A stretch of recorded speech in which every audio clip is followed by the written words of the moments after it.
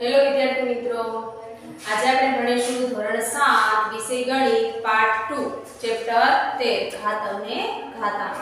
હવે આપણે પાર્ટ 1 માં ઘાતાંકના નિયમો વિશે શીખી ગયા. હવે નિયમો છે એનો ઉપયોગ કરીને કઈ રીતે આપણે દાખલો ગણવો એના વિશે હવે શીખવાનું છે. તો આજે આપણે બે નિયમ શીખીશું. તો પહેલો નિયમ કયો હતો આપણો કે ઘાતના ગુણાકારનો નિયમ. ઘાતના ગુણાકારનો નિયમ કોને કહીશું કે કોઈ બે સંખ્યા અથવા તો બે થી વધારે સંખ્યા કે જેના આધાર સરખા હોય. શું સરખા હોય? આધાર સરખા હોય અને એના ઘાત કેવા હોય? અલગ અલગ હોય. એને ગુણાકાર કરવાનો કીધું હોય કે કોઈ એવી સંખ્યા અથવા તો બે થી વધારે સંખ્યા કે જેના આધાર સરખા હોય અને ઘાત અલગ અલગ હોય અને ગુણાકાર કરવાનું કીધું હોય ત્યારે ઘાતની શું થાય? ઘાત છે એનો સરવાળો કરવાનો રહે. થોડા એક્ઝામ્પલ આપણે એવા ગણીશું કે જેથી તમને સમજમાં આવે. તો આપણો પહેલો નિયમ ઘાતાંકના નિયમો છે એમાંનો પહેલો નિયમ છે ઘાતના ગુણાકારનો નિયમ કે જેની a ની m ઘાત ગુણ્યા a ની n ઘાત એટલે a નો m વત્તા n બે ઘાતનો શું થશે? સરવાળો. ગુણાકારનો નિયમ આધાર સરખા છે, ઘાત અલગ અલગ છે અને ગુણાકાર કરવાનું કીધું છે એટલે ઘાતનો શું થશે? સરવાળો થશે. ખાસ યાદ રાખો. હવે આપણને આ રીતે પૂછ્યું હોય તમને કે સાદું રૂપ આપો અને ઘાત સ્વરૂપે લખો. નીચેની જે રકમો આપી છે એનું આપણે સાદું રૂપ આપવાનું છે અને શું કીધું છે કે ઘાત સ્વરૂપે દર્શાવવાનું છે. તો પહેલી રકમ આપણને આપી છે 2 ની 2 ઘાત ગુણ્યા 2 ની 3 ઘાત. હવે જો અહીંયા ખાસ જોવાનું બે ના આધાર કેવા છે? અલગ અલગ છે. વચ્ચે શું કીધું છે તમને? ગુણાકારની નિશાની આપી છે માટે ગુણાકાર કરવાનો થશે.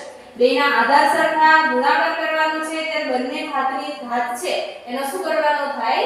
સરવાળો. જે આપણા નિયમના આધારે a છે એની જગ્યાએ આપણને 2 આપ્યા છે અને m અને n છે એની જગ્યાએ આપણને આપ્યા છે 2 અને 3. તો જો અહીંયા a ની m n ઘાત એટલે આધાર એક વખત લખવાનો ઉપર બંને ઘાતનો સરવાળો. તો અહીંયા 2 એની 2 3 ઘાત એટલે 2 ની કેટલી ઘાત મળશે? 5 ઘાત મળશે. હવે અથવા તો તમને શું કીધું હોય કે આ રીતે ન ફાવે તો 2 છે ઉપર 2 ઘાત છે એટલે 2 વખત લખશો, 2 3 ઘાત છે એટલે 2 3 વખત લખશો એટલે કુલ 2 કેટલી વખત થશે? ગુણાકારમાં 5 વખત થશે એટલે 2 ની કેટલી ઘાત થશે? 5 ઘાત. હવે એ જ રીતના અહીંયા જો કે બંને કેવી હતી? સંખ્યા પ્લસ હતી. એની જગ્યાએ બે સંખ્યા કેવી આપી હોય? સોરી, સંખ્યાની જગ્યાએ તમને કોઈ ચલ પદ આપ્યું હોય. હવે ચલ પદ બેમાં m છે અને ઘાત બંનેમાં કેવી છે? અલગ અલગ છે અને વચ્ચે શું કીધું છે તમને? ગુણાકાર કરવાનો. તો આમાં પણ કયો નિયમનો ઉપયોગ થાય? આપણે ગુણાકારના નિયમનો ઉપયોગ થાય કે m ની 4 ઘાત ગુણ્યા m ની 6 ઘાત. અહીંયા આધાર સરખા છે અને ઘાત કેવી છે? અલગ અલગ અને વચ્ચે ગુણાકાર કરવાનું કીધું છે એટલે બંને ઘાતનો શું થશે? સરવાળો. તો m છે એની 4 6 ઘાત બરાબર m ની કેટલી ઘાત મળશે તમને? 10 ઘાત મળે. તો આ શું થયો આપણો જવાબ કે m છે એની 4 ઘાત m ની 6 ઘાત બે ના આધાર સરખા છે એટલે ઘાતનો શું કરવો આપણે? સરવાળો કરવો. એટલે m છે એની કેટલી ઘાત કરી આપણે? 10 ઘાત. 4 6 એટલે કેટલી ઘાત મળે? 10 ઘાત. હવે અહીંયા આપણને બે પદ આપ્યા. આની જગ્યાએ એકાદું પદ વધી જાય. શું કીધું છે? એક પદ વધી જાય. 3 છે એની જગ્યાએ 4 પદ 5 પદ થઈ જાય તો છતાં પણ આમાં પણ આ જ નિયમનો ઉપયોગ થાય કે ભલે 3 પદ હોય 4 પદ હોય પણ આધાર કેવા છે? સરખા છે તો બધા જ પદ છે એની ઘાતનો શું કરવાનો છે? આપણે સરવાળો કરવાનો છે. હવે જો અહીંયા આપણે -3 ની 2 ઘાત -3 ની 3 ઘાત અને -3 ની 4 ઘાત આપી છે કે ત્રણેય છે ત્રણેય પદમાં આધાર કેવા છે? સરખા છે અને ત્રણેયનો શું કરવાનો છે? આપણે ગુણાકાર. માટે અહીંયા આપણે પહેલા નિયમનો ઉપયોગ થશે ઘાત છે એના ગુણાકારનો નિયમ કે આધાર સરખા છે એટલે આધાર આપણે કેટલી વખત લખીશું? એક વખત. અને ત્રણેયની ઘાત જો ગુણાકાર છે એટલે ત્રણેયની ઘાતનો શું થશે? સરવાળો થશે. 2 3 4 તો -3 છે એટલે કેટલી ઘાત થશે? 2 3 5 અને 5 4 એટલે -3 ની 9 ઘાત. એ આપણો જવાબ. ધ્યાન રાખવાનું કે કોઈ 3 ની જગ્યાએ 4 પદ છે તો 4 પદ હોય તો જોવાનું આધાર સરખો છે તો એક જ વખત લખવાનો છે અને ચારેય પદની જે ઘાત આપી છે એનો શું કરવાનો છે? આપણે સરવાળો. હજી હવે એકાદું એક્ઝામ્પલ શીખીએ આપણે કે x ની 2 ઘાત x ની 5 ઘાત ગુણ્યા x ની 3 ઘાત. કેટલા પદ આપ્યા છે? 3. હવે આપણે એક પદ વધારી દઈએ કે આ રીતે આપ્યું છે. હવે 4 કુલ કેટલા પદ છે?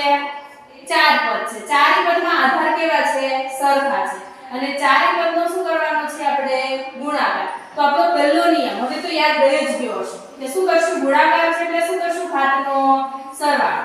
આધાર એક વખત લખવાનો અને ચારે ઘાતનો શું કરીશું સરવાળો 2 + 5 + 3 + 6 સરવાળો કરો 2 + 7 7 + 3 10 અને 10 + 6 એટલે કેટલા મળે 16. તો આપણને જવાબ કેટલો મળે છે x ની 16 કે આ રીતે જ્યારે મોટી સંખ્યા આપી હોય ત્યારે ગણતરી કેવી બને સરળ બને. માટે આપણે અહીંયા ઘાતના ગુણાકારનો નિયમનો ઉપયોગ કરવાનો કે જેથી સરળતાથી દાખલો તમે બે સ્ટેપમાં છે લખી શકો. હવે આ હતો ઘાતાંકનો પહેલો નિયમ ઘાતનો ગુણાકારનો નિયમ. હવે ગુણાકાર કરતો એટલે આપણે શું કરતો ઘાતના ઘાત છે એનો સરવાળો કરતા. હવે બીજો નિયમ છે ઘાતના ભાગાકારનો નિયમ. ભાગાકાર છે એટલે ઘાતની શું થશે બાદબાકી થશે. પણ ધ્યાન રાખવાનું કે ભાગાકારના નિયમમાં ક્યારેક શું થાય અંશની ઘાત મોટી હોય ક્યારેક છેદની ઘાત મોટી હોય ક્યારેક ઘાત બંનેની કેવી આપી હોય સરખી આપી હોય. તો એ ધ્યાનમાં રાખીને આપણે દાખલો ગણવાનો. તો આપણે એમાં પહેલું કે જ્યારે તમને અંશની ઘાત મોટી આપી હોય કઈ ઘાત મોટી આપી હોય અંશની ઘાત મોટી આપી હોય એટલે m છે એ મોટો આપ્યો અને છેદ n છે સંખ્યા કેવી આપી હોય નાની આપી હોય. ત્યારે કઈ રીતે દાખલો ગણવાનો તો કે અંશની ઘાત m છે એમાંથી n શું કરીશું બાદ કરીશું. હવે જો અહીંયા આપણે એક્ઝામ્પલ 2 ગણીએ કે જેથી સમજમાં આવે 3 ની 8 ઘાત છે 3 ની 6 ઘાત છે. જો અંશની ઘાત મોટી છે એટલે આપણે પહેલો નિયમ છે ભાગાકારનો એનો ઉપયોગ કરીશું કે આધાર સરખા છે એટલે ઘાતની શું થશે બાદબાકી. તો છેદની 6 ઘાત છે ઉપરની 8 ઘાતમાંથી શું થશે બાદ થઈ જશે એટલે 3 છે ની 8 માંથી 6 ઘાત બાદ કરો એટલે જવાબ કેટલો મળે તમને 3 ની 2 ઘાત. હવે એ જ રીતના તમને બે પદ કેવા આપ્યા છે માઈનસ આપ્યા છે. માઈનસ 5 ની 10 ઘાત માઈનસ 5 ની 7 ઘાત. આમાં પણ જો અંશની ઘાત કેવી છે મોટી છે માટે આપણે ભાગાકારનો ઘાતના ભાગાકારનો જે પહેલો નિયમ છે એનો ઉપયોગ કરીશું. મોટી ઘાત હોય એનાથી નાની ઘાત બાદ થશે. તો -5 છે એમાં ઉપર અંશમાં 10 આપ્યા છે એમાંથી નીચેની 7 ઘાત છે શું થશે બાદ થશે. એટલે 10 માંથી તમે 7 બાદ કરો એટલે -5 ની 3 ઘાત છે એ મળશે. હવે આ તો આપણે જ્યારે અંશની ઘાત મોટી હોય ત્યારે આ રીતે ગણતરી કરવાની કે અંશ છેદની ઘાત છે આખું પદ અંશની ઘાતમાંથી બાદ કરી દેવાનું. હવે એમાં જ તમને બીજો નિયમ આપ્યો છે કે જ્યારે છેદની ઘાત મોટી કઈ ઘાત મોટી હોય છેદની. તો જે અંશની m ઘાત છે શું થશે છેદની ઘાતમાંથી બાદ થઈ જશે. ઉપર કાઈ નથી વધતા તો માટે શું મૂકવા પડે 1 અને નીચેની જે સંખ્યા છે એમાંથી ઉપરની ઘાત બાદ કરવાની. ક્યારે જ્યારે m મોટી સંખ્યા હોય ત્યારે. એક્ઝામ્પલ જોઈએ આપણે એવા. હવે જો ઉપર 6 ની 2 ઘાત નીચે 6 ની 4 ઘાત છેદમાં ઘાત મોટી આપી છે માટે ઉપરની 6 ની 2 ઘાત છે છેદમાંથી શું થશે બાદ થઈ જશે. ઉપર કાઈ વધતું નથી માટે આપણે કેટલા લખવા પડે 1 છેદની 6 ની 4 ઘાત છે એમાંથી ઉપરની આ 2 ઘાત શું થશે બાદ થશે. એટલે 1 ના છેદમાં 6 ની 4 માંથી 2 તમે બાદ કરો એટલે છેદની કેટલી ઘાત મળશે 2 ઘાત. આ આપણો જવાબ. હવે એ જ રીતના એક એક્ઝામ્પલ હજી જોઈએ કે -2 આપ્યા છે ઉપર -2 ની 3 ઘાત નીચે -2 ની 7 ઘાત. હવે જો આમાં પણ છેદની ઘાત મોટી છે તો ઉપરની 3 ઘાત છે નીચેની ઘાતમાંથી શું થશે 12. ઉપર કાઈ નથી વધતા શું વધશે 1 અને છેદમાં -2 છે એની 7 ઘાત એનાથી ઉપરની 3 ઘાત શું થાય 12. એટલે આપણને જવાબ મળશે 1/2 -2 ની 7 માંથી 3 તમે બાદ કરો એટલે -2 ની 4 ઘાત. આ મળ્યો આપણને જવાબ. હવે આમાં હતું છેદની ઘાત મોટી. હવે શું થાય ત્રીજો નિયમ ઘાતના ભાગાકારનો ત્રીજો નિયમ કે એમાં બંને ઘાત કેવી આપી હોય બરાબર બંને ઘાતનું માપ કેવું આપ્યું હોય તમને એકદમ સરખું આપ્યું હોય ત્યારે કઈ રીતે દાખલો ગણવો. હવે જો બંને ઘાત સરખી છે તો બે ઘાત એકા બીજીમાંથી બાદ થશે એટલે ઘાત કેટલી વધે 0 વધે. મેં તમને અગાઉ કીધું તેમ કે કોઈ પણ સંખ્યા છે એની 0 ઘાત હોય એટલે જવાબ કેટલો મળે તમને 1 મળે. ધ્યાન રાખવાનું ભૂલ ન થાય. ક્યારે જ્યારે m બરાબર n આપ્યા હોય ત્યારે. ચલો એક્ઝામ્પલ ગણીએ એવું આપણે કે પહેલો દાખલો એમાં છે એક્ઝામ્પલ પહેલું આપ્યું છે 12 ની 3 ઘાત છેદમાં પણ 12 ની 3. એમ જ ખબર પડે તો તમે શું કરશો ઉડાડી દેશો. પણ આપણને કીધું કે ઘાતાંકના નિયમનો ઉપયોગ કરીને દાખલો ગણો. તો કઈ રીતે ગણવાનો 2 ની ઘાત સરખી છે એટલે 12 માંથી અંશની ઘાત 3 એમાંથી છેદની 3 ઘાત શું કરો બાદ કરો એટલે વધે 12 ની 0 ઘાત. અને કોઈ પણ સંખ્યાની 0 ઘાત એટલે જવાબ કેટલો મળે 1 મળે. એ જ રીતના હજી એક પદ છે -7 ની 4 ઘાત. તો -7 છે એની અંશની 4 ઘાત આપી છે, એમાંથી છેદની 4 ઘાત તમે બાદ કરો. 4 માંથી 4 તમે બાદ કરશો એટલે 7 ની 0 ઘાત વધે. કોઈ પણ સંખ્યાની 0 ઘાત એટલે જવાબ કેટલો આવે? 1. હવે આ આપણે ઘાતના ગુણાકારના નિયમનો ઉપયોગ કરો અને ઘાતના ભાગાકારના નિયમનો ઉપયોગ કરો કે કઈ રીતે દાખલો ગણો. હવે જો આમાં તમે એકદમ છેદમાં લાવી દેતા એટલે તમે ડાયરેક્ટ શું કરતા? ગણતરી કરી લેતા. હવે એની જગ્યાએ તમને આ રીતે પદ આવ્યું તો આમાં પણ કાઈ નથી. એની 6 ઘાત ભાગ્યા એની 8 ઘાત એટલે આપણે લખાય કઈ રીતે? આ રીતે દર્શાવવાનું છે.